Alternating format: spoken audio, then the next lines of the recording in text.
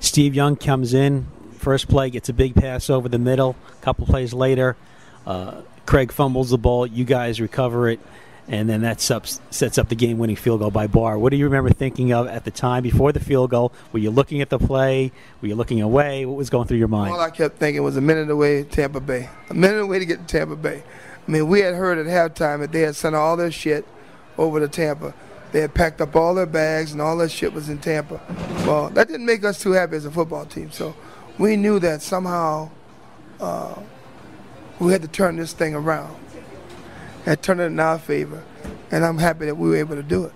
And, of course, next up, just as difficult challenge, a team you lost earlier into the season, the Buffalo Bills. They were favored in the game.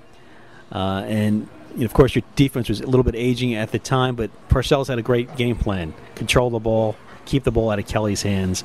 Your offense held the ball for about 40 minutes, scored 20 points. Bills had the ball for about 19 minutes, 19 points. Tell us what you recall that final drive of that game as Buffalo got the ball and drove downfield. What was the defense? What was in the defense mind? Keep them to a field goal. Don't let them score a touchdown. Take us back then. Our thing was not to. We didn't care how many yards Thurman Thomas had during the course of the day, as long as the points didn't equal yards. We didn't care about that, and we knew that their field goal kicker, the longest field goal he had kicked all season was 46 yards on grass, or 42 yards on grass. So we knew if anything outside of 48 yards, there's no way he's going to make it. At least not on grass, especially with the weather the way it was, and everything, all the hoopla going on the way it was. We just didn't think he would do it. All I recall is us playing harassing football. I mean, us trying to hit their running backs, hit their receivers, not give up on defense, not give up the big play on defense. The only big play we really gave up was the big pass to James Lofton, like the second or third play of the game. After that, we wanted him to earn everything that they got. There was only one sack in the game, and I had it against Kelly, which knocked them out of field goal range in the third quarter, which would have put them back on top. Knocking them out of field goal range and having them shank the punt, the shank punt they had, was a big bonus for us on offense. I